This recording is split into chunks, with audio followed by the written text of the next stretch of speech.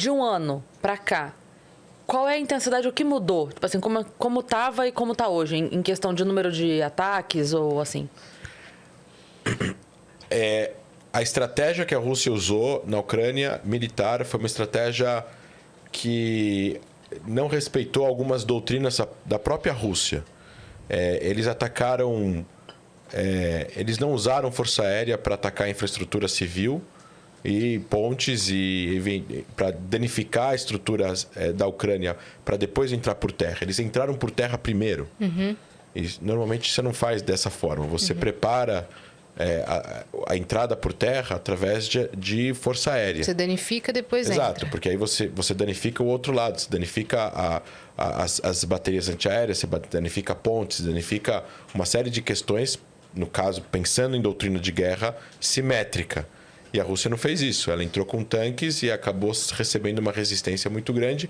E hoje em dia eles têm dentro da Ucrânia uma série de elementos novos que não tinham antes, que podem causar dano à Força Aérea Russa, onde a Força Aérea Russa poderia ter ganho uma supremacia aérea na Ucrânia que hoje em dia ela não tem. Então isso é a forma como a Rússia... Porque eles leram errado a resistência ucraniana e eles subestimaram o quanto o Ocidente ia ajudar a Ucrânia com armas. É uma guerra terceirizada. Há armas ocidentais, alemãs, francesas, inglesas, americanas e canadenses na mão dos ucranianos lutando a guerra contra os russos. Então, e isso tudo tem um tempo para acontecer, né? Então, se eles tivessem feito ao contrário, talvez a Ucrânia não ia conseguir preparar tudo isso do jeito que está preparado hoje em dia, né? E, eventualmente, eles achavam que eles iam chegar em Kiev em 2, 3 dias, conquistar Kiev, a Ucrânia ia se render, o Zelensky ia embora do país e acabou a guerra. E não aconteceu.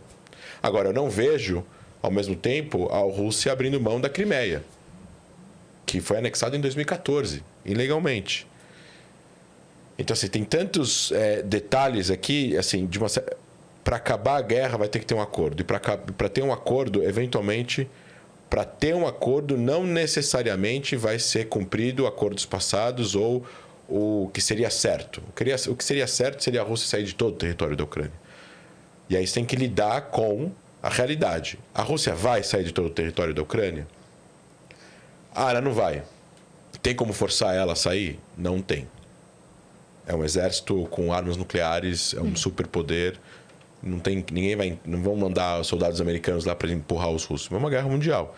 Então, assim, se não tem como chegar ao máximo do, entre aspas, o que seria o correto, então tem que chegar no meio termo e ser pragmático, que a gente chama de realismo em relações internacionais, para que algum arranjo aconteça dentro disso, onde a Ucrânia continua existindo como um país soberano, tenha o seu território soberano, independente, sem forças russas, e a Rússia saia dos territórios recentes que eles anexaram eventualmente agora nessa guerra, ou fazer algum arranjo de paz onde eles comprem esse território e deem dinheiro para a Ucrânia, enfim, algum arranjo para que a Ucrânia continue, para que a guerra acabe, e depois sem tentar resolver essa questão, essa disputa territorial sem guerra. Sim. E sim em mesas de negociação.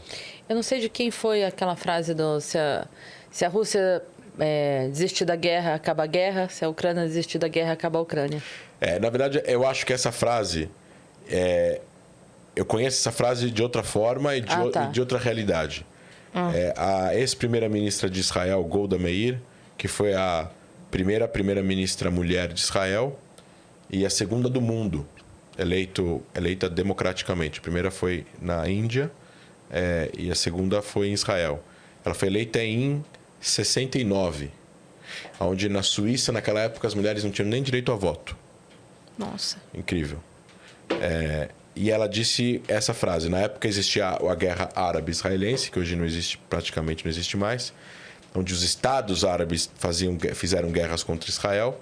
E ela disse essa frase. Ela fala: se Israel baixar suas armas, não tem mais Israel. Se os países árabes abaixarem suas armas, não vai ter mais guerra. E essa frase ela disse na década de 70. E é mais ou menos a mesma frase hoje em dia replicada. está correta. Se a Rússia baixar as armas, a guerra acaba. Se a Ucrânia baixar as armas, não tem mais Ucrânia. E isso funciona hoje em dia para a realidade de Israel, não com os países árabes, mas que Israel já tem relação com muitos países árabes, mas em relação aos grupos terroristas que controlam regiões nesses lugares. Se Israel baixa as armas, esses grupos invadiriam, matariam, expulsariam, enfim, controlariam e provavelmente iriam impor aí um regime totalitário, religioso, como acontece no Irã, como acontece no Talibã, como no Afeganistão. E se Israel baixasse as armas, se eles baixarem as armas, tem paz. O que impede de ter paz entre palestinos e israelenses, de imediato, até mesmo conflitos que acontecem em Gaza, ano sim, ano não é uma questão de conquista de território. As pessoas às vezes comentam, eu fico vendo os comentários nos podcasts, as pessoas falam, não, mas se o Hamas abaixar as armas, Israel vai conquistar o resto do território palestino. Mas isso simplesmente é fumaça ideológica sem nenhum fato. Israel saiu de Gaza em 2005.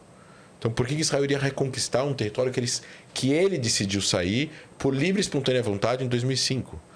Era um território que ele controlava, que não pertencia a Israel, porque foi conquistado do Egito em 67, e eles poderiam muito bem continuar controlando esse território. Eles decidiram sair, entregaram a Gaza para a autoridade palestina. Então, se o Hamas ou a Jihad Islâmica, que são dois grupos que controlam Gaza, baixarem as armas e a autoridade palestina voltar a governar Gaza, porque eles não governam hoje em dia, a vida dos caras de Gaza vai melhorar, o bloqueio a Gaza vai terminar, porque Israel impõe um bloqueio marítimo, eles vão poder ter um porto, poder ter um aeroporto, enfim, vai ter uma série de questões que eles vão poder ter se o Hamas e a Jihad Islâmica não estivessem ali com armas controlando a população e atacando Israel. Então, essa comparação ela é válida para a Ucrânia e para a Rússia hoje em dia.